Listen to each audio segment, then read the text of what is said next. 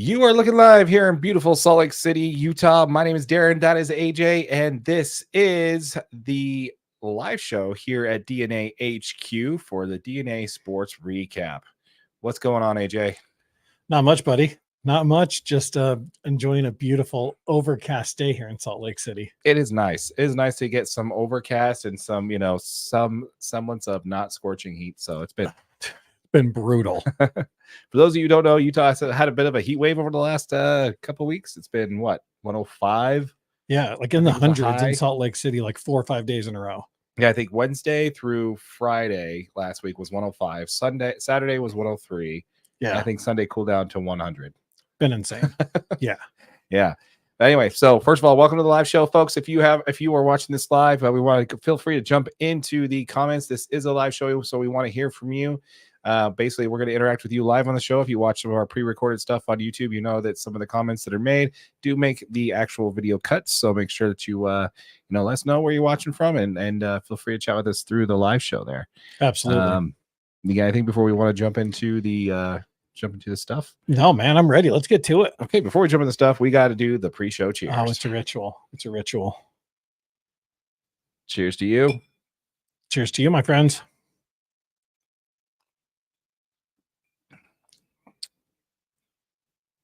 Yeah. Hey, I just realized what the glasses match what we're drinking. I really like this Long Branch. Yeah.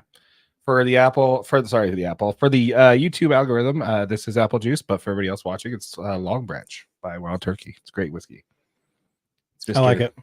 Mr. All right himself's all right. choice of whiskey, by the way.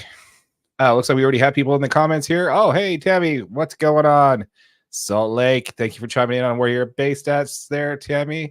And cheers. Thank you. Is that a question mark? I think she was confused. I think she was confused that we almost didn't cheers because I was like, let's jump into it. Oh, okay. Thank you, Tammy. Thank you for keeping us on the straight and narrow. Yeah, we appreciate it. Absolutely. I didn't know what was going on for a minute either. Yeah. Well, normally we have a sound check cheers. There's a little bit of inside baseball here.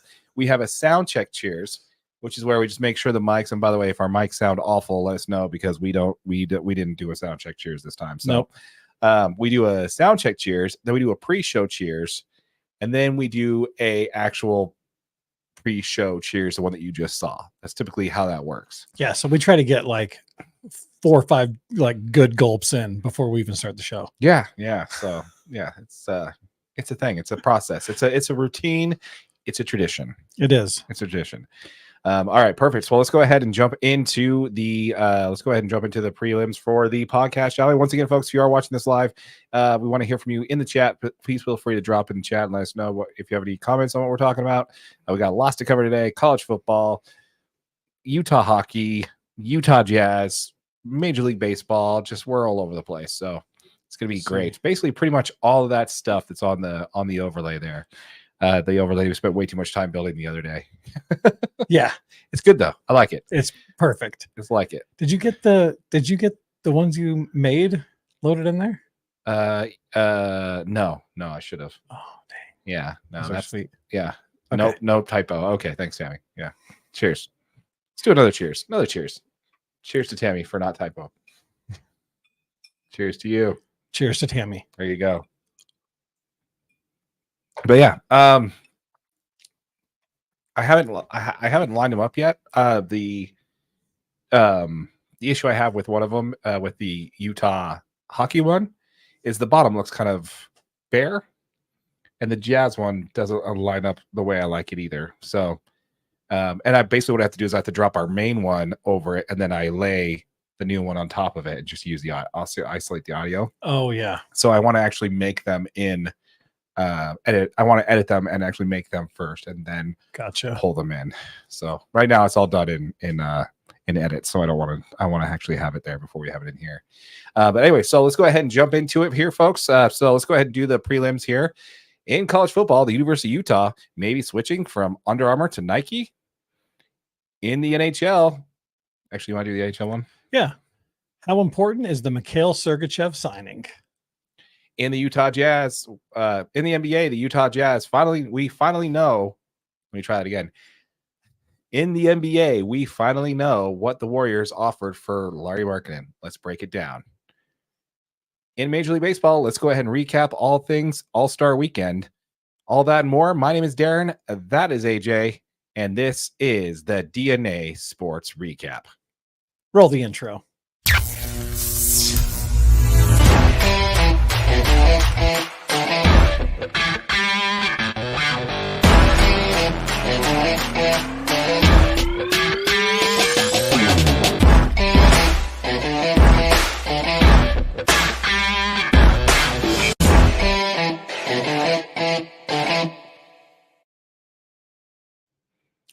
How's it going, AJ? I'm doing great, buddy. Doing great. I'm so ready. Yeah, let's do this. Absolutely. Before we get into content, folks, we'd like to quickly mention we are so close, folks. We are about 40 subscribers away. We are so, folks. We are so, folks. We are so, folks. We are so. We are. Before we get into content, folks, we want to make sure that we quickly mention we are so close to hitting 1,000 subscribers on this channel. As we mentioned before, once we hit 1,000 subscribers, we're going to be giving the first $500 that we earn in AdSense revenue back to our subscribers. 5 subscribers are each going to earn $100 each. So if you have not yet, please subscribe to the channel and also hit that notification bell so you don't miss out on that giveaway. And as always, smash that like button for your boy AJ right over there. I need it. Appreciate it. All right, so let's go ahead and jump into it. Let's first start a little bit about college football, huh? Yeah, absolutely. I mean, college football, University of Utah athletics. So they post a photo of Miss Sabrina Carpenter, who pop star, Disney star, you name it, wearing a University of Utah athletics with a not so familiar logo on it. Yeah, so this is a crop top that features the University of Utah logo, but also the Nike swoosh, which is crazy. Which is very much crazy. Now I know you are you are a Nike person. I am. So Nike's kind of my jam. So when I saw this, I was like, let's do it. Yeah. I am so ready. Let's do it. Let's make the change. Big things coming, big things changing.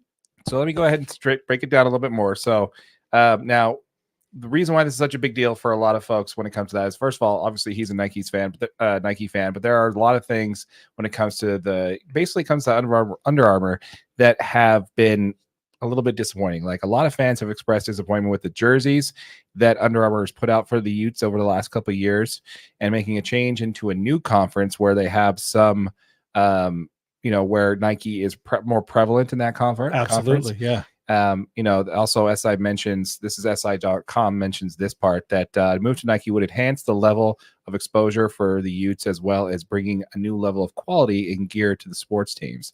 Also, Nike would benefit by associating with a respected academic and athletic institution, enhancing its presence in the collegiate sports market. So, we'll see where it goes from here. But we actually do know where it goes from here, because it was posted today that we have the answer on this, don't we? We do. Unfortunately, I say. Unfortunately, Utah Athletics did post to their X today. He's going to throw it up on the screen for you, but it's a year packed with emotion. Get ready to experience new moments with Utah at Under Armour gear. They got their links. Go Utes, protect this house. So it looks like Utah did confirm they will be staying with Under Armour a little bit longer. I think they're signed through the 27-28 season. So gotcha. So it makes you really wonder where that shirt came from. Yeah. Yeah. I'm also curious because I want any Utah gear that has a Nike sign on it. Yeah. I don't think this one's going to fit you, AJ. It's fine. No, I'll wear it. I mean, I'll wear that exact one. Yeah. Doesn't bother me. I don't think that one's going to fit you there. So. It's going to fit me, Darren. Give me a chance. Don't judge it. Yeah. The Utes did post a really cool video with this. I tried to load it up, but I couldn't get it to come in. So yeah, we'll definitely fix that one and post, make sure it's up there. Absolutely. But yeah, so that's just interesting. Some drama there up on the hill about potentially changing over from Under Armour to Nike. I don't know. I've always liked the Under Armour brand myself. I don't really have a problem with it. And I like the Under Armour brand. I guess my first thought when switching to Nike is like, think of all those badass Oregon Ducks uniforms that they have. And they've been sponsored by Nike forever and ever. Mm-hmm. And just, I mean, like I feel like they bring their jersey designs and stuff are always just next level. On college football, they're not exactly batting 1,000.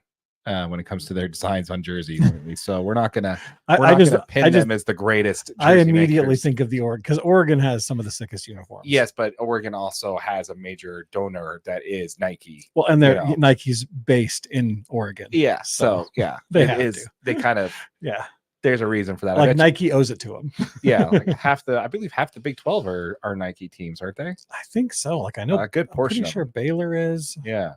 Yeah. Anyways. But yeah, I'd have to look into it. But yeah. Anyway, more to come on that. We'll definitely cover that a little bit more later there.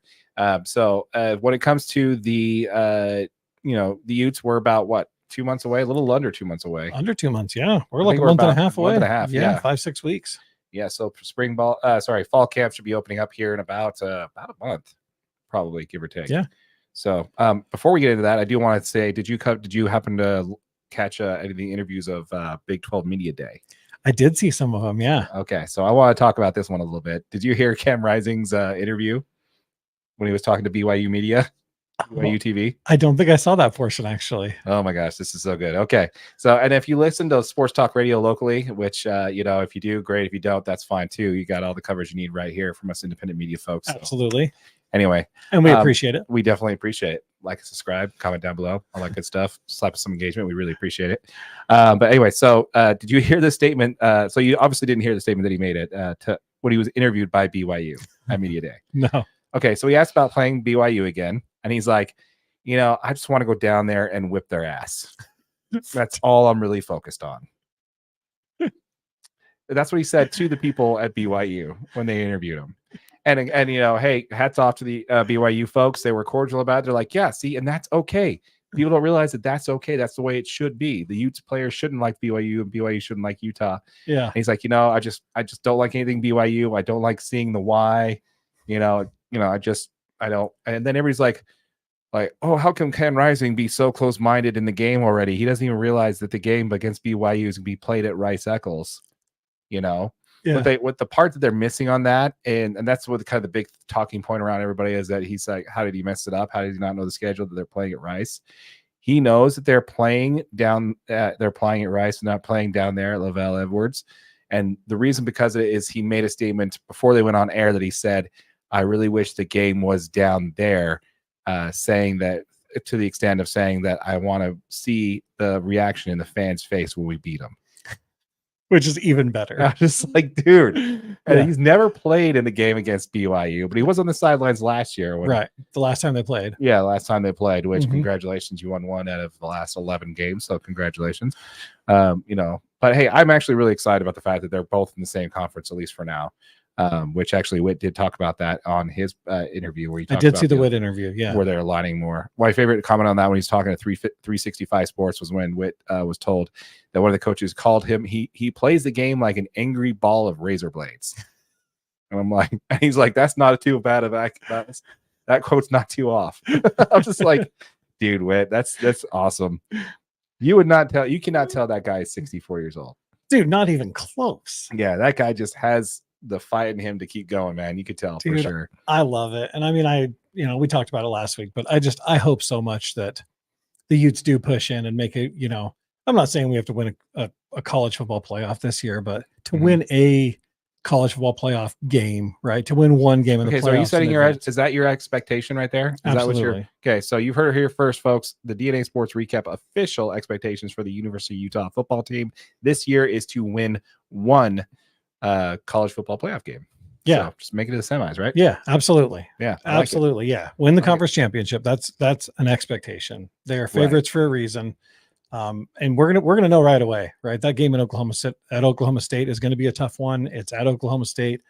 It's circled on everybody's calendars because that's our first conference game, and it's a big one. It is a big one. It's going to be important for sure. I mean, Baylor coming here, that's okay. You know what I mean? That's technically a non-conference game. That's going to be a big game, but Baylor's just not. They're not in the same realm as Utah is right now, right? They do a great job recruiting. They're a talented football team, but that Oklahoma State game, that's the one that's circled, right? That's the precursor to a potential conference championship, and that gives you the tiebreaker, right? If those two are at the end and it's head to head, that is who wins a conference. Yeah. So yeah, exactly. We definitely want to see how that's going to basically set the tone. Yes, absolutely. And then that game's going to let you know who's fighting for second place. Yeah. Exactly, the rest of the conference. So anyway, I think that's just fantastic. It was great to see all the interviews and stuff like that. Glad that it was held in Vegas. I think that was great versus being held up, in Dallas or something like that. So very, very cool. Glad to see that. You got anything else on Utah before we move on? No, man. I'm just excited. We'll start getting into some, what you can expect in some of these games here in the coming weeks. So stay tuned. Yeah, absolutely. Stay tuned for sure. All right, let's go ahead and pivot on over to the NBA. We probably should have had this on red when we were talking about the Utes, but that's okay. We always miss it. Yeah, it's fine as long as you just push the right button, dude. The last few weeks, that's why you're on button duty. Okay, I'm on button duty. Okay, good to know. Good to know. Is that purple? That's kind of purple. That's blue. That's blue. We're good. That one was perfect though for you. This one's hockey. Purple. Oh, we're doing hockey. Oh yeah, we could do hockey. Now I'm gonna go around the horn here.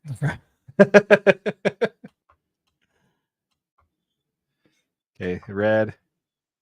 And then what for Utah? The light blue. The light blue for hockey. Should be after dark blue. Dark blue. Next one. Blue. Boom. Awesome. All right. Yeah, let's go ahead and talk about a little bit about your Utah hockey channel, shall we? Your Utah hockey team. Let's talk about, let me just say that again. Let's talk about your Utah hockey team. Let's go ahead. Utah Hockey Club. Let's go ahead and talk about them for sure. So before we do that, folks, we do want to go ahead and quickly talk about the channel we just launched. It's called Utah Hockey DNA.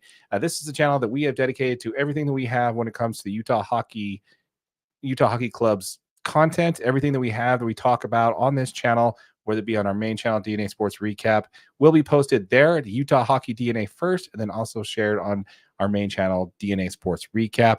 We will also be doing a giveaway on this channel. Once it hits 1,000 subscribers, we'll be giving away one of those sweet 1-year only Utah hockey jerseys. Absolutely. Make sure you guys hit that subscribe button. Check us out. Content's all there. Exactly. If you're watching this on our main channel, DNA Sports Recap, the link to the channel will be in the description. Yep, sure will be. All right, so let's go ahead and talk about that, shall we? Yep. So next we have, thank you. Next we have a signing. Actually, we need to talk about a signing. So draft, we talked about draft last week and how a lot of it was young defensive talent that probably not going to be league ready yet, and also a lot of young offensive talent as well. But the Utah Hockey Club did make a big signing, and they signed a defenseman. Yep. This is Miguel Sergachev. Sergachev. Perfect. Sergachev. Nailed it. First time. First try. So this was actually part of a trade, right? So they did sign him. It was part of a trade. He's Yes. actually under contract for a couple of years. So on June 29th, they traded him for defenseman JJ Moser, forward Connor Geekie, a 7th round pick in this year's draft, the 2024 draft, and then a 2nd round pick in the 2025 NHL draft. So this is huge, right? Yes. Yeah. I mean, this guy is a fantastic defensive talent. Just to give you a little background on Mikhail himself, he was selected 1st round, number 9 overall in 2016 by the Montreal Canadiens. That year, in his first year, he finished 3rd among defensemen in scoring and actually won the Max Kaminsky Trophy as the top defenseman in the league. Mm-hmm. So very impressive for a rookie. He has won 2 Stanley Cups. He won both of those with the Lightning, where he's played most of his career. He signed to the Canadiens originally. They ended up trading him in 2017. And then, so he's played with the Lightning for most of his career. He has won 2 Stanley Cups there, which is impressive. Yeah, in the 2022-2023 season, he had a line of 10, 54, and 64 with 53 PIM. So to break that down for those people who don't understand hockey, which is us, that's 10 goals, 54 assists, and so 64 total points. 53 PIM is minutes in penalty. And that was in 79 games. He also was the leading Tampa Bay defenseman in all scoring categories. His 54 assists was 8th highest in the NHL. And he also, last year, he had in 34 games, he had a 2, 17, and 19 line, which means 2 goals, 17 assists, 19 points total and 36 penalty minutes and 34 games with the Lightning last year. And And also added an assist in 2 playoff games in the last season. So, yep, absolutely. Yeah. He did miss quite a bit of time last year. He did have a knee injury. So in the 23-24 season, he was out. Like you mentioned, he did return for the playoffs. So assuming he is back and healthy, ready to go, eliteprospects.com has notes on him that states, and I'll quote it, but a dominant two-way defenseman whose tenacity and competitiveness characterize his style of play. Plays with a poise and confidence that facilitates his creativity with the puck, as well as split-second decision-making. Naturally fluid skater who is always looking to be engaged, if not the center of each unfolding play. All in all, a diligent two-way defenseman who excels at finding ways to be a difference maker in games. This is literally exactly what Utah hockey needed. They did some good job drafting some defense players, which is going to help them obviously in future years. But this is a huge pickup for Utah hockey, and I am really, really excited for them to pick up Mikhail Sergachev. Oh, yeah, absolutely. Again, 1 goal, 2 assists, 3 points overall in 6 playoff games. This guy has been there and done that in the postseason, which is what you're going to need for a team who's hungry to reach it in their first year. You don't want to be 1 in and 1 out. You want to have somebody with a little bit of tenacity that can not only help push this team to the postseason in hockey, but also, help show them the ropes, show them how it's supposed to be done out there. So yeah, he's going to help develop some of these young guys for sure. The Coyotes were 25th of 32 NHL teams last year in goals against per game, meaning goals scored against them. That was at 3.34. They didn't score that many goals per game, which has obviously led to their negative record last year. They had a losing season. So I think he's a fantastic pickup, especially, kind of a seasoned guy getting the ability to play next to Clayton Keller, to have somebody that's kind of probably open it up for him a little bit, right? This guy's going to be in the middle of things. It's going to allow Clayton Keller to play a little bit more open. So yeah, I think it's going to lead to us being able to maximize both of these players. Sergachev's only 26 years old, so he's still pretty young, kind of in his prime. This is a great pickup, man. I'm super excited. Yeah, no, I think it's going to be great. It's going to be a good addition on the defensive side. We did make some other defensive additions during this offseason, but this is the piece that, really kind of helps push the team absolutely for sure. Yeah, looking forward to it, man. September can't come soon enough. We'd love to see where the puck drops and see what these guys can do. Yeah. Did you see how they look at with their practice jerseys when they're out there on the ice getting around? Yeah. I'm already getting psyched, dude. I'm like, dude, I've never been big into hockey. I watched the Olympics and stuff like that, and I started watching the last couple Coyote games when I thought this was going to go down. Yep. And I watched the Stanley Cup Finals for the first time in since I think ever. But I really am getting, when I saw our guys on the ice, I'm just like, dude, this is it. This is our team. Here we go. So we want to hear from you folks. Let us know in the comments down below what you think of the latest signing of Miguel. Let us know what you think of his pedigree and what you think is he going to make a difference for this team? Does this trade mean something, nothing, or everything? Let us know in the comments down below. We'd love to hear from you. Yep, absolutely. And also leave us a comment. Let us know who else the Jazz. Let us know who else Utah Hockey Club should pick up. Why you think this trade is huge. And if you are watching on YouTube on one of our short videos on Utah Hockey DNA, or there you go, or on our main channel, Utah DNA Sports Recap, leave us a comment. Make sure you like and follow. Absolutely. Once again, folks, this is when we get back to that. Once again, folks, this is a new channel. Everything we post on Utah Hockey Club will be here on Utah Hockey DNA. We will be giving away a jersey on this channel once it hits 1,000 subscribers. So make sure you hit that subscribe button, hit that notification bell, and smash that like button. We'd love to hear from you. Drop a comment down below, and let us know how we're doing on this channel. We'd love to hear some feedback from you on that for sure. Yep. All right, so let's go ahead and move on over. Shall we talk a little bit about the Utah Jazz? Yes, sir, we should. Okay. We need to change the color because, believe it or not, this is great for anybody watching live. This is great for editing when we have the ability to preview it. Oh, purple's fine. Yep, I like it. I had to press it like 30 times, and you press it once. One time. Who's got to be on button duty? Yeah, I think this is. 2 videos ago, remember? 35 seconds of me. I'm like, what are you doing, dude? I was pushing the wrong button. It was bad. Anyways. It was great. Yeah. All right. So before we jump into the Utah Jazz here, let's talk a little bit about NBA basketball, shall we? Yeah, absolutely. So let's talk Team USA, man. The Avengers, the Avenger team is what they're calling it. I don't know if you've heard about this, but let's go ahead and talk about this young kid. Let's talk about Cooper Flagg, shall we? Absolutely. Okay, so there's been a lot of chatter about this guy. He was a 17-year-old kid on the U.S. select team, and he's committed to Duke. Yep, the only high school basketball player, the only player that has not played college basketball that is on the select team. Yes, so this is, again, a 17-year-old kid who's committed to Duke.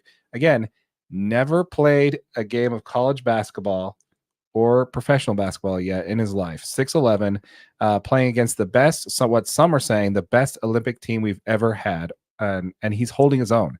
And this kid is going up against Hall of Famers, current MVPs, and All-Stars. And he is doing more than just holding his own out there. Have you heard what some of the players have said about him? I saw some of the post-game interviews and stuff. Yeah, so here we got, this is from Kevin Durant. He says he looked like a hell of a player. He's somebody that's only going to get better with more experience. He's 17 years old, coming in here playing like he's a vet almost. No emotion. That's from Kevin Durant. Yeah. Devin Booker, you see how bad he wants it. And this is a story for another time. This is how you're supposed to, this is what you're supposed to do to help promote your league. Is when your young talent that's going to be coming in is going to be really, really good. Yep. You as a player, if he just keeps his mouth shut, dude. Yeah. And like, if you're watching any of the highlights, dude, he's not out there bragging. He's not out there like, he's stone faced, playing his game, getting his shots. There is a couple good highlights of him getting like blocked into the third row by Anthony Davis on a couple of shots. But yeah, I mean, Anthony Davis is a defensive menace to NBA players. So why wouldn't he be? The kid's really impressive. He can shoot it. He has great vision. He passes the ball really well. And he's just out there making the right basketball play, which is what makes you that next level basketball player. Yeah, I just think it's super amazing what this guy is able to do out there as such a young player. And a lot of people, you're just thinking, okay, great, here we go. Here's another overhyped player coming that's committed to Duke, right? That's just but this kid has basically got out there and proved that he's more than that. He's going to be legit. He's going to be the 2025 #1 draft pick overall. This is what Coach White of Nike Hoops Summit said about him. He says, you're not going to see him score 30 or 40 points a game, but I do think you'll see him score 18, 19 points, get 12 rebounds, 5 or 6 assists, 3 or 4 blocks, 2 or 3 steals. He's going to fill the stat sheet, and he's going to affect the outcome of every game. Yeah, absolutely. Yeah, so super. That's awesome. Congratulations to Cooper Flagg. Not only making it to the Utah USA Select team out there, but also giving those MVPs and one of the greatest teams ever to be organized by USA Basketball a run for their money. So good job. Keep it up. Yeah, absolutely. All right. With that said, let's go ahead and pivot on over to a team that has 0% chance of getting Cooper. Let's go ahead and talk about the Utah Jazz, shall we? Damn it, Darren. Just crush everybody's dream right at the beginning of the video. Before we get into the content, folks, let's go ahead and quickly mention that we do have our Jazz channel that is dedicated specifically to Utah Jazz content. It's called Utah Jazz DNA. This is where, if you're following us for Utah Jazz content, all of our Utah Jazz content will be posted on this channel. First, also, will still be on our main channel, DNA Sports Recap. Once Utah Jazz DNA is once Utah Jazz DNA hits 1,000 subscribers, we'll be giving away a jersey. It'll be one of those sweet new purple ones. No, yep, the black ones. The black ones. Yeah, the black ones. Yeah, that's right. We're giving one of those away, so make sure you hit that subscribe button, hit that notification bell so you don't miss out on that giveaway, and as always, smash that like button. We'd love to hear from you. Yep. All right, so with that said, let's go ahead and talk about our Utah Jazz, shall we? Yep. When it comes to the recent talk, there's been a lot of talks around Lauri Markkanen, right? Oh, tons, dude. Tons. Yeah. Lots of talk about it. There's talks with the Sacramento Kings. They had a trade on the block for him. They deadlined it, and the Jazz didn't take it, so they moved on and signed off the top of my head, I can't remember, DeMar DeRozan. And then there've been just a bunch of different trade talks when it comes with him in mind, whether it be San Antonio. Everyone's semi-interested in Lauri. Yeah, the Lakers. Yeah, there's definitely absolutely been a lot of talk about it. But the one that's basically been making the most noise, and the one I think is the biggest threat, is the Golden State Warriors. Yep.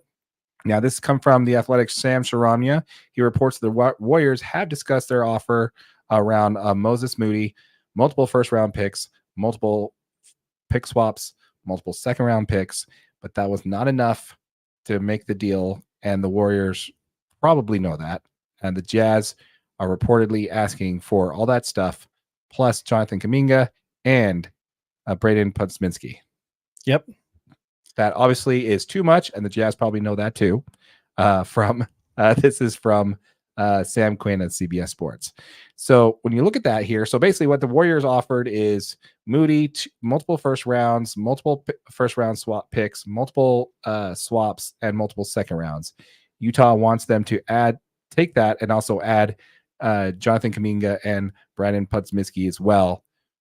Where do you tell me what you think about that? Where do you think do you think that's too much for the Jazz to ask? Do you think that's going to fall somewhere in the middle? What are your thoughts on that? No, I think this is a typical Danny Ainge, man. I mean, the fact is the Jazz are not just going to give Lauri Markkanen away. They don't need to move him. They do still believe they can extend him. They do believe he still wants to be in Utah. The Jazz are going to put themselves in a position to win in the future with some young players like Jonathan Kuminga and Podziemski. These are players that help them win in the future. The fact is the Warriors want to win now, right? They understand that Steph Curry has a window. The dude is 36 years old. And if the Warriors want to win now, that is not the Jazz's problem. I mean, right. That's the least of the Jazz concern is the Warriors winning now. Because realistically, what the Jazz don't want to do is get players that are going to allow the Warriors to win in the future that devalues every single one of those picks. Right. And players like Kuminga and Podziemski are the players of the future for the Warriors.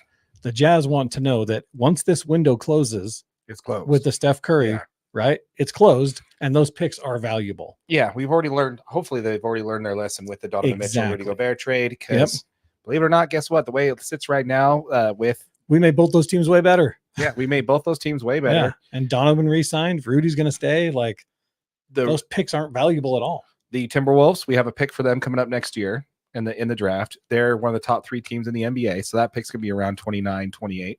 And then we also have Cleveland, and with Donovan Mitchell re-signing there, that pick's going to be right around, and they're the 10th best team in the league right now, according to 20.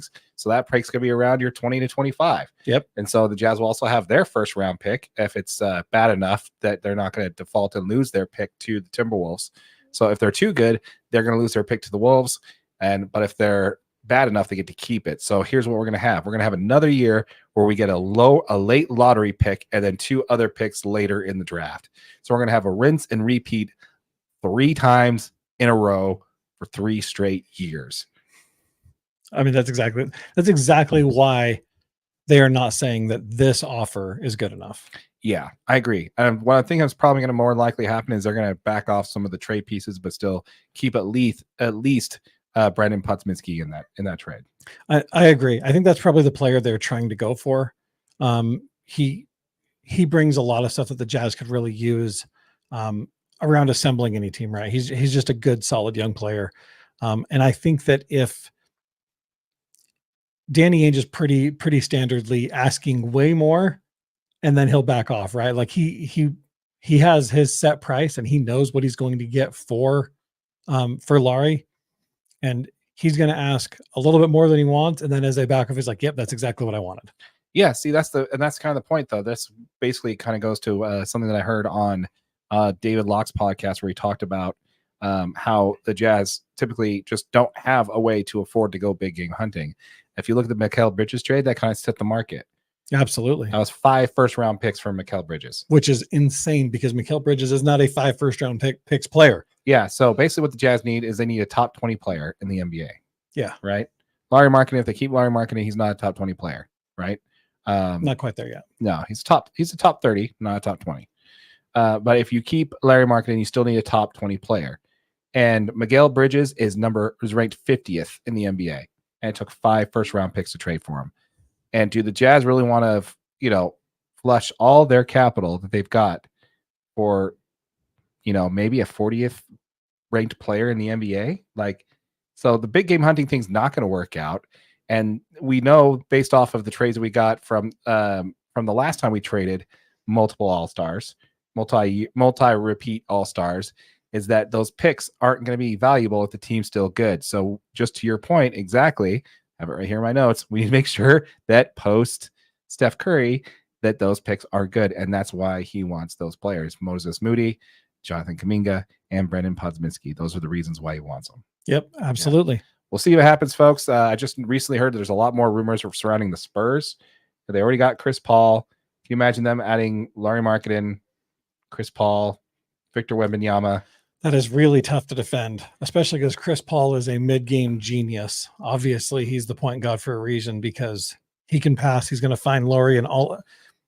Lauri needed somebody to pull some gravity off of him, right? He didn't have anybody that was consistent enough of a scorer.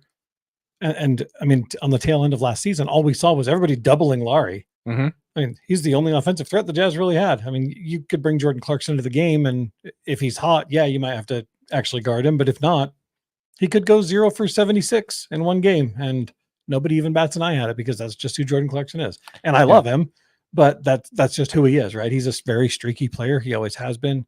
He's a scoring weapon. That's what Jordan Clarkson's job is. But he's a streaky scoring weapon, and someone that has a consistent game like Chris Paul that can, if you leave him open in the mid range, it's automatic. That's just who Chris Paul is. And if you send a defender at him and there's not somebody guarding Lauri or 6 feet from Lauri's going to knock down those shots. Yeah. And now you add another 3-point shooter / whatever you want to call Wembanyama. Yeah. That's just a really tough team. So that is a great pickup, for the Spurs, because that does make him an absolute weapon.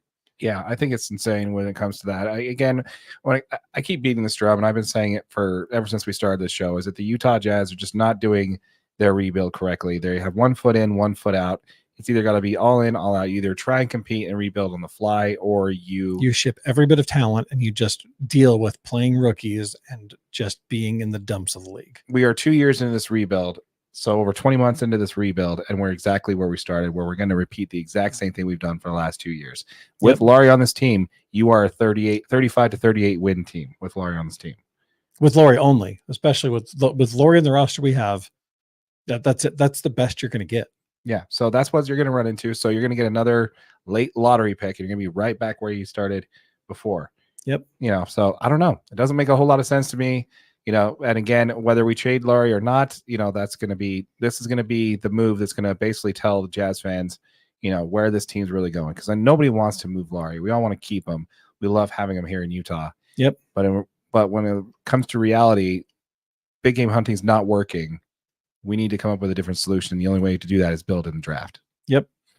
Totally agree. Yeah. Anyway, more to come on that. We'll talk about that. I do think that this particular trade package has nothing to do with what they're going to do before.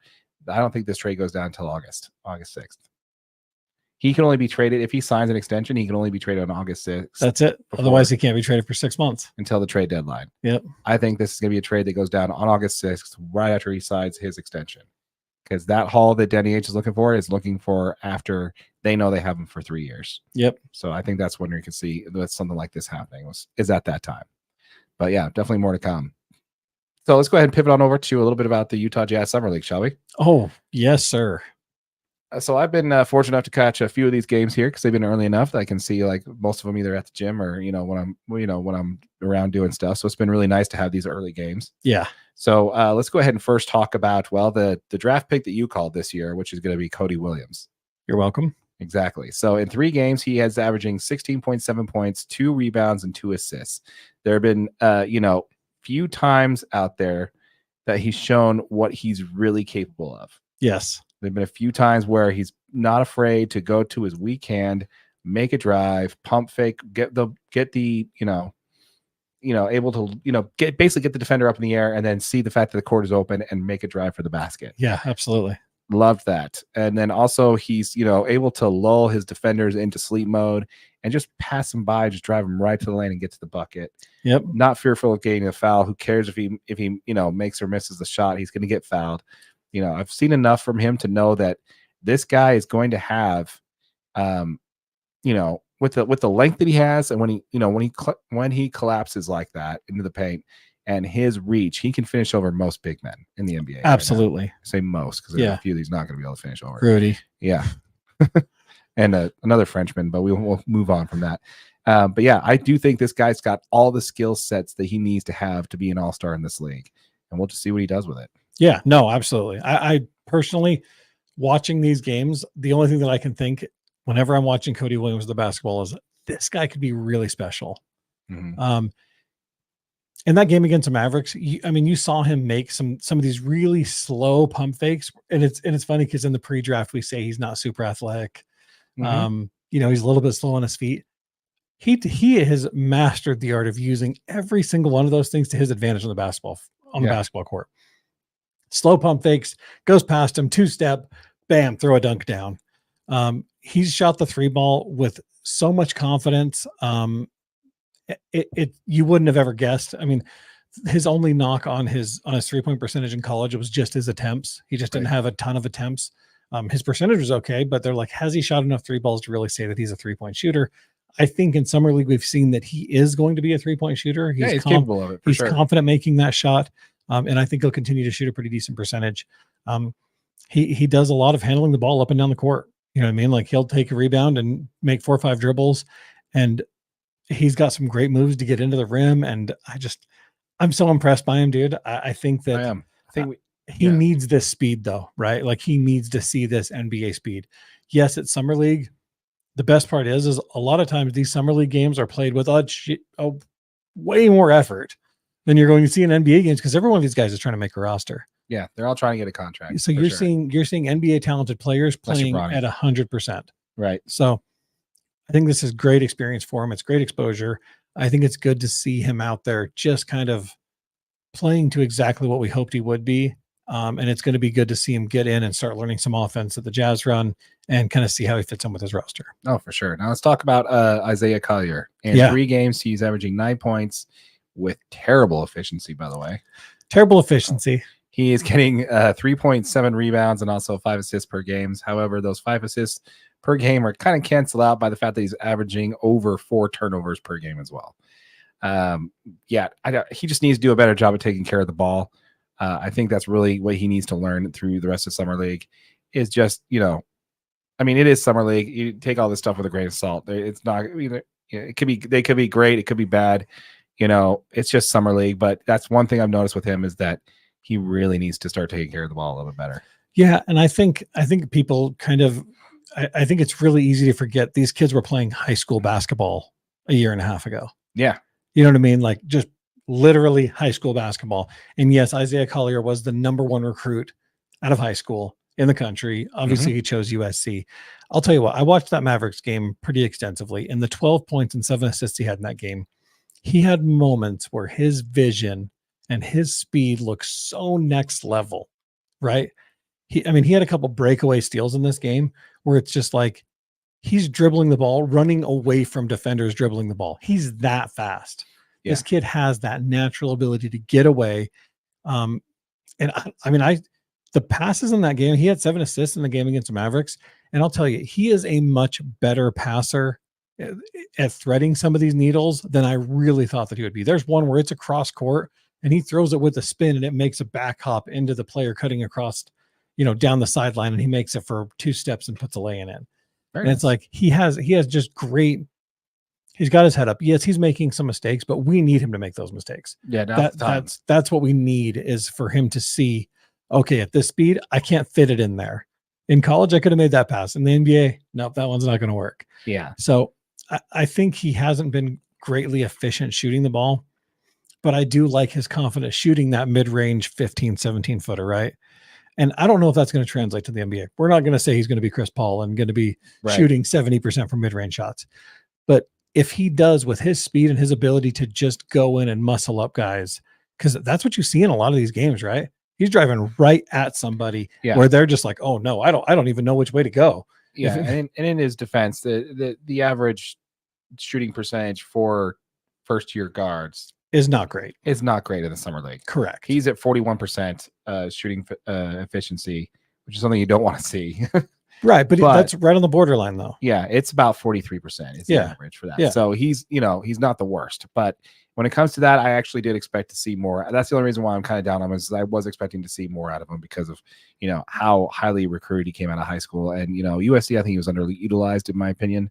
And he was hurt. He wasn't in good spots, and he was hurt for the majority of the season. Yeah. So it's definitely going to be a big piece there. I was hoping to see more out of him, and maybe we can see more out of him when it comes. He might spend a lot more time in the G League as he's still trying to come back from that injury, really, Yeah. and get back up to his speed and stuff like that. So more to come on that one. I was just hoping to see a little bit more out of Isaiah this summer league than what we're seeing. So yeah, and in the previous episode, I kind of, my opinion is he does spend some more time probably in the G League than Cody or Kyle Filipowski do end up spending. But I don't know. I'm impressed with the Collier, man. I think he's done a pretty good job. His efficiency obviously needs work, but I think this kid's got some potential that he can make an NBA roster, and if he can come and play defense, he's got a chance to play. Oh, for sure. You bring that turnovers down by half, and he's there. He's right at league average. Honestly enough, one thing I want to talk about when it comes to that is, who's averaging more turnovers per game than Isaiah Collier in the summer league, at least in the Utah summer league? Bronny James.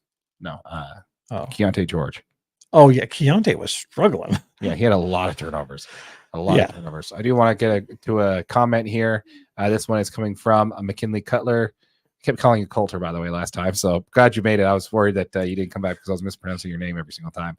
But anyway, welcome back to the stream, McKinley. So all three rookies are starting to grow on me. Need to see them in the NBA.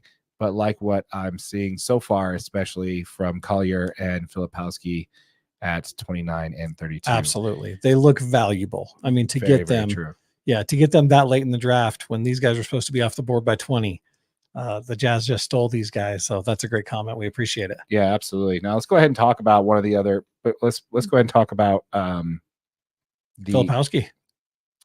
Sure. Let's talk about Filipowski. Is there another one there? Yeah. Oh, Color has all of the things you can't teach. Could see him being really good after he learns defense and better. Yep, exactly. Better control. Yeah, no, spot on there, McKinley, for sure. Definitely feel the same way about that. So yeah, let's go ahead and talk about our boy Kyle Filipowski. Now, I do want to kind of dive into this a little bit more on him a little bit later. There's some controversy surrounding him that I think that we do need to address. Typically, we don't get into that kind of thing, but there is something that I do want to kind of do, because one thing I like to do a lot in this show is call out the media when they screw up, because we're not the media. We can do that. Yeah, independent media. This is why I'm kind of digging the whole independent media movement thing, is because it makes sense to me. The paid media that's out there, that's got a press pass, that's sitting there in the room asking questions of these players, and not a single player with a press, not a single reporter with a press badge asked Kyle Filipowski anything about his controversy surrounding not even a thing. Not even one. It makes you wonder if the Jazz said, like, hey, we're not bringing that up. Yeah. And they just didn't. Yeah. So kind of a boo on them for that, but for sure. But don't do it. Gotta stay, this is a live show, guys. Don't do it. Gotta do it. So yeah, let's talk about Kyle Filipowski for a minute there. He had a great game, 20 points, 7 rebounds against the Rockets. Had a really nice game, and I think he's really starting to figure it out now that they have him playing as a center, not as a power forward. I think that's crucial. Yeah, which I struggle with that thought process, because, I mean, as a center, he's down a little bit lower. He's not known to be a great defensive player. He's not going to be Walker Kessler down there blocking shots. No. Yes, he can apply some pressure, but he's not even as physical or big as Walker Kessler. He's not. But he is a better scorer. Yeah, he's gonna be on the floor when Taylor Hendricks is on the floor. Correct. Which is a player we're gonna talk about next. So stay tuned for that. But for sure, yeah. So I agree. Now, one thing I want to talk about when it comes to him is that David Locke made a very good point on it. Is that he is the only player in the draft this year where his reach is smaller than his height. I know, so weird. So, and you notice that while at Duke, they actually pulled him out of the game against the other elite bigs in the NBA, correct, in college game. So it was very clear that Duke knew where his weaknesses are, which is on the defensive end. Mm-hmm. Obviously, Utah's going to know that. They're going to hopefully they did their homework on that and just think at that, what was it picked up at 32? That's, going to be something that, you either an early second round pick, dude. You got to think most of these guys don't even end up in the NBA. Yeah, there's so few that end up in the NBA at 32. Yeah, this guy will be in the NBA. Yeah, he will be, and he'll be on the team. He'll be on this roster this year. For sure. And I totally agree. But yeah, it's for that round of pick. It's worth developing him and see if we can develop in something else. So, but yeah, great game last against the Rockets. What do you got on him overall? I really like how he's been playing in space. They have given him, like you said, a few more opportunities to kind of play in 5-out scenarios as a center, which the Jazz have not had in a very, very long time. He does possess the ability to shoot the 3-ball. So he kind of puts pressure on teams to come out and guard him, which actually works great. I mean, it really complements Isaiah Collier's game really well because there's not typically a big underneath the basket. It forces you to guard one-on-one, and that's Isaiah Collier's strengths 100%. So you're seeing these two guys kind of link up and play really well together. I can't speak enough about his ability to shoot the ball because he does have a very natural shooting stroke. And he does seem to be a pretty good decision maker. He doesn't turn the ball over as much as some of these other guys do. And that comes with another couple of years in college, right? I mean, he actually played a few years. I don't know. I like him. I think he needs to continue getting more comfortable at this speed, playing with this level of athletes. This is a big jump, right? This is not college to any NBA level league is massively different. You're now playing with the best athletes from every single college team you played on or on every single team you're playing. And then they just get even better when you go into the NBA games. Oh yeah. So he's got a jump to make. And I think he can get there. I think the Jazz need to keep coaching him. I think this could be a really valuable pick at 32, like you said. I think he makes the roster, and I think he's got a chance to keep playing. Absolutely. I agree. All right, let's go ahead and pivot on over to Taylor Hendricks, shall we? Yeah, absolutely. Now, this guy's also coming off of a great game in Vegas against the Rockets, where he scored 23 points, 9 of 10 shooting. The only miss he had was in garbage time at the end of the game, where he also had 9 rebounds. In 3 games, he's played on average 28 minutes per game, 11.3 points per game, 7.3 rebounds, 1.7 blocks, but does have over 2.7 turnovers a game. I really like his development as a power forward for this team at 6'9". He's getting comfortable knocking down that corner 3 with ease. Yep. You saw towards the end of the year when he got a lot more NBA time after we threw in the towel there. If you ask me, 2 years too late. But the first couple of games there, he definitely struggled, especially in Utah. But it does seem good that he's really kind of getting his rhythm now and really kind of, getting that efficiency built up there. Yeah, I was really concerned for Taylor. This guy needed to be Keontae George level player in Salt Lake Summer League, right? He needed to be a men amongst boys. Yeah, because that's what Keontae showed. Did Keontae struggle with some efficiency and turnovers? Whatever. Keontae was the best player on the floor every single minute he was on the floor. Yeah, that needs to be Taylor Hendricks. He was drafted in the same year, 14 picks earlier. Taylor, we need you, man. We need you to come out and show you've got shooting prowess. You're a fantastic defensive player. You make great backside reads. Taylor is a player of the future on this Jazz team. He is. He is someone that they are going to continue to build around. He needs to be able to shoot that 3-ball efficiently, to provide space. And I mean, he's a great defensive stopper. He's got the right size. He's everything we need in that power forward position. He's got to keep pushing and keep working. I think Taylor is finding himself now at this speed, because I think he needed to back down a little bit from what that NBA speed was. That might've been a little bit too much to jump right into. Right. Yeah. And he did spend some time in the G League last year, and I think that helped him, but I think he's now seeing, I can run with these guys. I can compete with these guys. I'm better than these guys. I don't need to be playing at this level. I need to be at the next level. Oh yeah, for sure. There was a couple of games last year at the end where he outplayed quite a few good bigs down. Exactly. So I do think he's got it in him. Yeah, you're right. I did want to see him have that kind of, first 3 games of Summer League in Utah, and then we shut him down. We saw, we're done. Yep. Right. I didn't want to have him see him in Vegas. 100% agree with you on that one. That's what we should have seen out of him. We didn't see it. But it is nice to see him kind of turning it around there towards the end, and definitely, having a good game against Houston for sure definitely did help. So yeah, I expect good things out of him. Like I said, I still think he was a steal of the draft last year. I think he was the best, shooting big in that draft. Yeah, absolutely. So, and you called it, for the record. Yeah, Darren called that draft. Yep. So we're 2 for 2 so far. We appreciate it. But yeah. So anyway, more to come on that. Again, the Utah Jazz are 3-2 in the Summer League this year. Just so far. By the way, interesting thing on that they're actually 2-1. They played 3 games, won 2, lost 1. I'm sorry. Yeah, sorry. They played 3 games. They've won 2, lost 1. Yep. They're averaging over 7 blocks per game, which is good for the top 10 in the league right now, which is fantastic. Which is very fantastic. And they are averaging just over 21.7 turnovers per game, which is third worst in the league. We just want to talk about that one. Yeah, so we'll continue to update you on that as the summer league continues. Honestly, right now, I don't care if they even make it into the playoffs for the summer league. I just want to see what I would need to see out of our development. players. That's all I care about. All I really summer care league about. Championships mean absolutely nothing. Yeah, which is unfortunate to everybody wins it, but that's okay. Yeah, well, congratulations, you won nothing. Congratulations, you won nothing. I like it. Sounds like a giveaway that we do. Yeah, you've won nothing. Well, we've tried to give it away. We tried to give away a t-shirt. I know. We tried messaging people like, "Hey, you want a hat or a Shogun?" shirt?" And they're like, "Yeah, no, they don't respond." So. Yeah, Shogun won best comment of the day once on a show once, and he just never responded to us. So yeah, that's fine. We'll do it next time. Whatever. Yeah.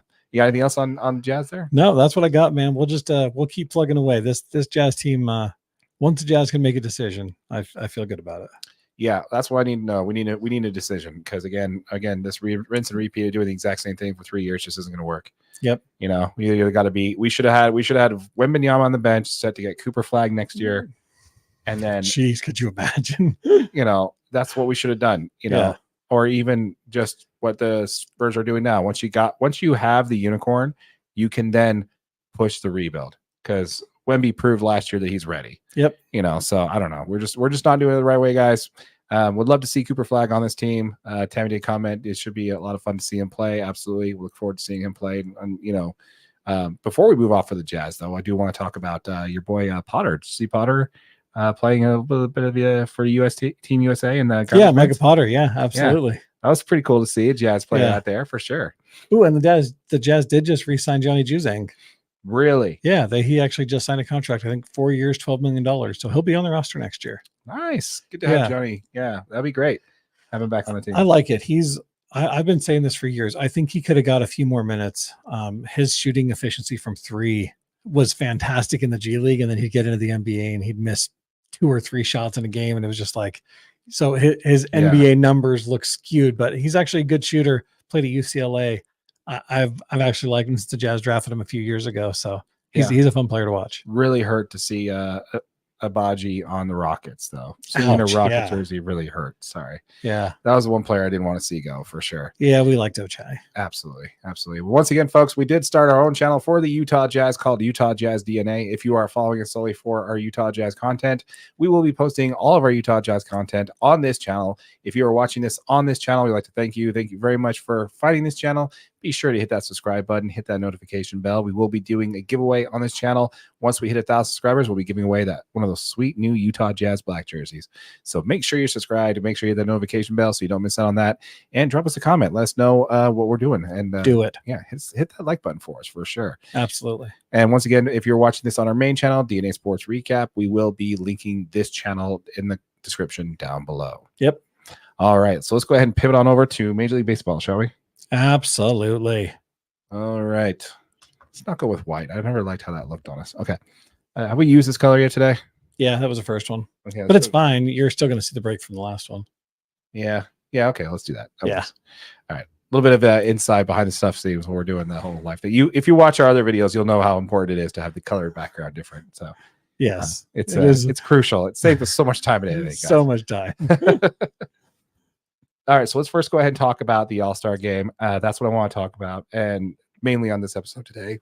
Next week, we'll dive in more about the trade deadline coming up and all the teams, and we'll basically be selfish and pick on what our teams need first. That's what I'm talking about. And then if anybody wants to comment in the comments down below which team that we want them to review to identify what their needs are, we definitely would add them to that. So if you're watching this on our channel, go ahead and slap a comment down below on who your team is, and we will definitely talk about how they need to address those needs in the deadline and who would be available for it. So definitely jump into that. That'll be for next week. But this week we're going to go ahead and break down the All-Star week that was. So let's first talk about the Home Run Derby. Yeah, absolutely. So if you watched our video last week where we broke down the Home Run Derby, we talked about the new rules and the changes to it, and we also talked about how those changes were actually going to make it much funner. Now it really was weird to see it, but see it in practice or being used, it was much, much better than I was expecting it to be. Right. So they do only get the 30 or so pitches in the first round. I can't remember what it was, 40 or 30 pitches. I can't remember the exact number now. And so if they take a pitch, it doesn't matter. It counts against them. There it is. It's just the pitch. So that's how it should be. Now in the All-Star game, in the home run derby, it's just as important to make sure that you have a pitcher that can put the ball where you need to be in order for you to hit a homer. So, only way to stay competitive. Yeah. So having your dad out there throwing 100 balls, it's probably not going to be the best idea going forward for the derby if you want to win. But anyway, so changes were made. Again, they had a pitch limit. It was timed as well. One thing I did see is that people were still running out of time before they were running out of pitches, which I thought was kind of interesting in the first round. Yeah, absolutely. And then they still had their break, and people were usually taking it around with 1 minute and 40 seconds left. So basically kind of right in the middle there of the time. And usually what happened is they didn't have a good first half. They took the time out. They had their sip of water and their Gatorade, talked to their teammates, and then they came right back in, and then they went off. Right. That's kind of how I saw it. Now, if you hit a ball further than 420 feet, you got a bonus out. Once your time was out, you had 3 bonus outs, so you could take 3 swings. And then if you now the timer is gone, you could take the pitches now. It's only if you swung the bat. If you swung the bat and it didn't go over the fence, that was an out. Right. And if you hit one of those over the fence, 425 feet, you got another bonus out. So that made things much more interesting. Which is awesome because everyone's swinging as hard as they can on every one of these. Well, you can see that some of them were just getting the ball over the fence, and then all of a sudden, just the launch, the exit velocity just like increased by like a third on some of these when they realized, oh crap, I don't have one that's over 420. I don't have bonus time yet. So it's really kind of interesting how that all played out, and it didn't let down, man. I watched the whole first round from the gym. I got to see my boy Teoscar put up 14 or 18. I can't remember the exact number. I think it was 14. Correct me in the comments down below there if I'm wrong on that one here. Ooh, we have a few comments we need to hit on first. Let's see here. Let's first. Okay, so back on the Jazz comment there. When we're talking about the Jazz, yeah, it hurts to see Baji go, although he really hasn't done anything to make me miss him too much. Yeah, looks pretty average. Yeah. Ouch. That's not untrue. Get it, McKinley. Yeah, that's not untrue for sure. But yeah, so when it comes to so again, Tammy, we got a comment from you there on the home run derby. Absolutely much better. It was a lot fun, a lot more fun, a lot funner to watch this year because again, problem we had over last year was people were just swinging as many pitches as they could. So anyway, so Teoscar Hernandez hit 14 home runs, I believe, in the first one, or maybe it was more. I can't remember, 14 to 18. I thought he was kind of gonna be kind of on the bubble there, but people like Ozuna and also go Braves. Ozuna and what's his name? Ramirez, J-Ram, kind of filtered out there, out there towards the end. And so he made the cut, and then he won the head-to-head matchup. And then Teoscar made it to the finals of the home run derby, which if you watch this was fantastic finale to watch. Teoscar did kind of piddle out, and you thought, oh, he's only going to get like 8 or 9 home runs, and then somehow he got more. He got up to like, I can't remember the exact number. It just bothers me that I don't actually have this in front of me, but he, I think he put up 14. I think he had 18 in the first round. He had 14 in the end. So he had his home runs there, and you're like, okay, I don't think 14 is going to be enough. Yeah, it's 14. I don't think 14 is going to be enough to win because the other person on the other side was Bobby Witt Jr. He's one of your dark horse MVP candidates. That's right. Check out the previous video. Yeah, we don't want to say what team he's on because I'll just change the viewing. Yeah, no, don't say that. Yeah. So anyway, so it came down to the last pitch. Now, Bobby Witt Jr. didn't look like he was going to make it. He was at like 6 home runs when he took his time out. I'm like, I don't think he's got it. And he was at like 10 home runs when he got into bonus outs. And so I'm like, I don't think he's got it. Like, yeah, not enough. He hit 1 bomb and then he had 2 outs. So he needs 3 bombs and he only had 1 more out left. And then you're just like, I don't think he's going to get it. But he did hit it. He got on a roll, hit a few. And then the last one that would tie Teoscar Hernandez for 15, he hit it dead center, straight out there. And even he was waving at it, trying to get it to go further. And it hits about 2 to 3 feet down off the top of the wall and goes down. Teoscar wins the home run derby. Pandemonium ensues. Everybody's yelling, cheering, screaming, having a good time. And yes, way to go, Teoscar. Yes. So that was a lot of fun to watch. Fascinating way they did the home run derby this year. Really liked it. it's good to see all the players, the teams, the players, the people who are competing, their teammates out there celebrating with them. Very, very cool. Really liked it. Yeah, absolutely.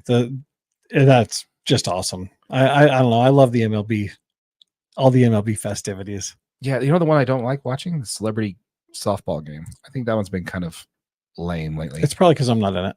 That's got to be what it is. Yeah. Need your boy over It's there. the only thing I can think of. Need your boy over there. All right, so let's go ahead and pivot on over to the actual game, shall we? Yeah. Okay, so I would like to go ahead and take my victory lap on this one here and talk about that I guessed right the starter for the National League.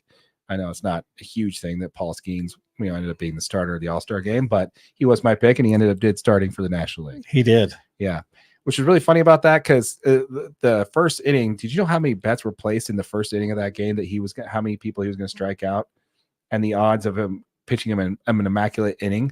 Like there was an actual official bet. There was an actual bet for that. These are the best hitters in all. It's an all-star game. Yes. Yes. Like, did they really think? I mean, and then he ends up Judge. walking. Well, Yeah, I mean, then Judge, he ends up Soto. walking Soto. Yeah. So he doesn't, but he did do something that he hasn't done only but once this entire year. And you know what that is? He didn't punch somebody out in the first inning.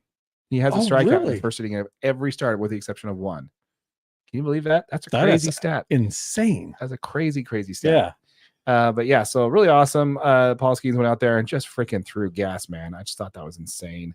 What do you have on the All-Star game? I mean, the Paul Skeens versus Aaron Judge matchup was everything that everybody was talking about, right? Yeah. Everyone's like, he's not going to see him. There's, because Judge is hitting fourth.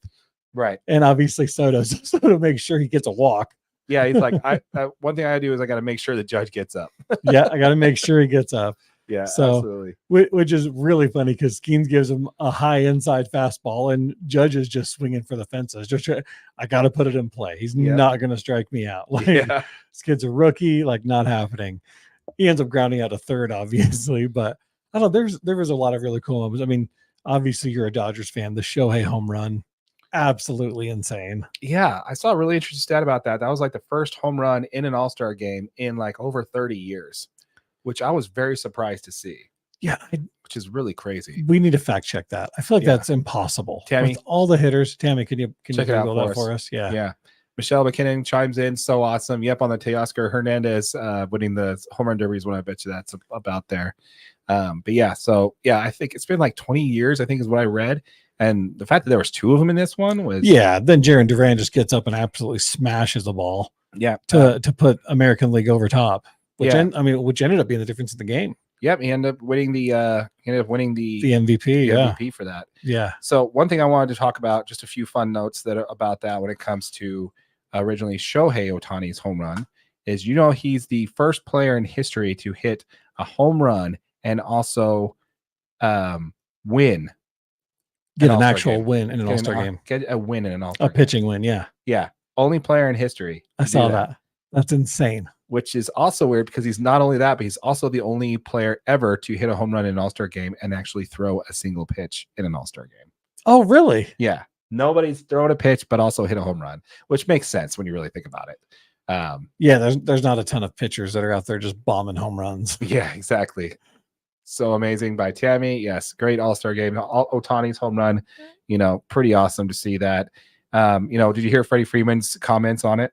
He's like, yeah, he's going to do a lot of firsts for a very long time. He's one of the players that for long after we're not here, everyone's going to be talking about him. It's one of those special things. Like we get to watch him, you get to cover him. He's talking to a reporter and he's like, and I get to play with them. It's really, really cool. It's just incredible.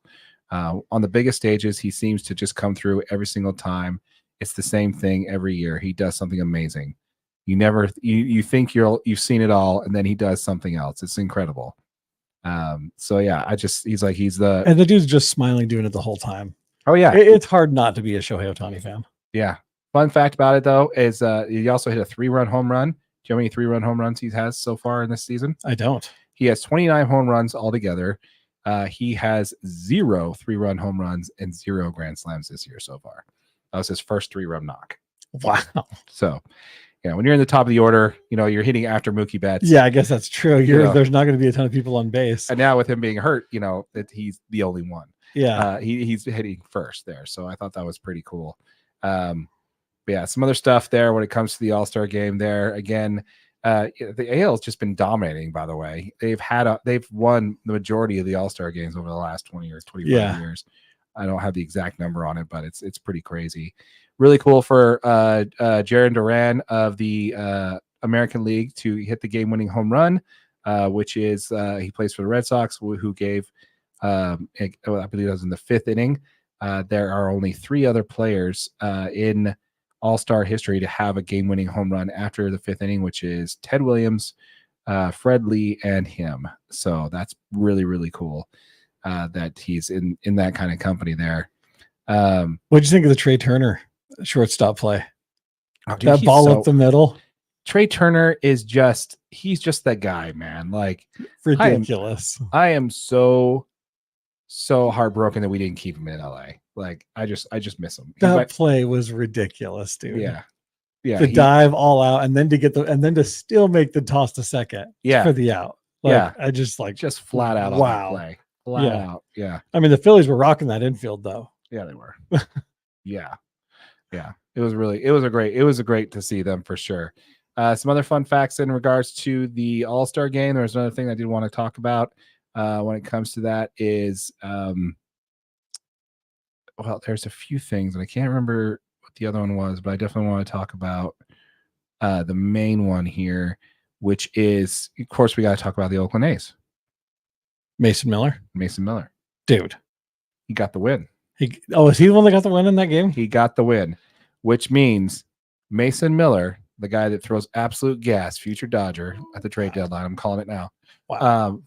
Future, like this guy, Mason Miller, he is the last Oakland A to ever win an All-Star game. Really? Well, the A's aren't going to be in Oakland anymore after this year. You're absolutely right. So he's the last Oakland A pitcher to win an All-Star game ever in history. He'll be the last one. That is insane. That is pretty insane. So between that story and then also Paul Skeens, a guy who was not playing professional baseball this time last year. He was a rookie pitching in college this time last year. Yeah. And now he's starting the All-Star game to the guy, one of the best relievers in baseball, who gets the win for the All-Star game. That's just baseball. That's just poetry, man. Just absolute poetry. I love it. So let's see. It's here. We got from Tammy there. We have somehow it feels like Shohei could score 4 runs by himself. Probably. Give him time. He might figure it out. I don't know. Got to get up 4 times. Yeah, I just got to get up 4 times for sure. We'd love to actually have a bunch of people on base for him, and so he can hit a bomb. Hit a grand slam. That'd be awesome. Mm-hmm. That'd be really awesome. I'd also announced that the Cubs and the Dodgers will be starting next season in Tokyo. Oh, really? Season in Tokyo next year. That's going to be awesome. So that'll be very cool. So good to see that. Yeah. You got anything else on the All-Star game? No, that's about what I got, man. Anything else on baseball at all? No. All right. Well, once again, folks, keep in mind that we will be talking more about the baseball. Please let us know in the comment. We want to hear from you folks. Let us know in the comments down below. What did you like about the All-Star game? Was there anything that we missed on that, you folks wanted us to touch on? Please let us know in the comments down below. We'd love to hear from you. Yeah. And if you're watching on YouTube on one of our short videos, this is available as a podcast, wherever you get your audio only. Make sure you leave us a rate, review, all that stuff. We need it. Absolutely. Once again, folks, we are on the grind to 1,000 subscribers. Once we hit 1,000 subscribers, we will be giving the first $500 that we earn in AdSense revenue back to our subscribers. 5 subscribers each will earn $100 each. So if you have not yet, please hit that subscribe button, hit that notification bell so you don't miss out on that giveaway, and smash that like button for your boy AJ right over there. Appreciate it. With all that said, my name is Darren. That is AJ, and this has been the DNA Sports Recap. Till next time. All right, man. That was a great show. Yes, it was. Great show. Now, for all of us watching on the live stream, appreciate it, folks. We did have a lot of people join us again, and we had a little bit more in the comments there that we normally have. Love the comments. Appreciate you guys. Appreciate it coming in. Tammy, Michelle, OGs commenting as always every week. It was great to have McKinley, long time infamous return of McKinley. Appreciate it. Thanks for coming in and commenting with us. Thanks for taking the time, man. Appreciate it. So appreciate it, guys. We'll see you next time on the live stream. Thanks for tuning in.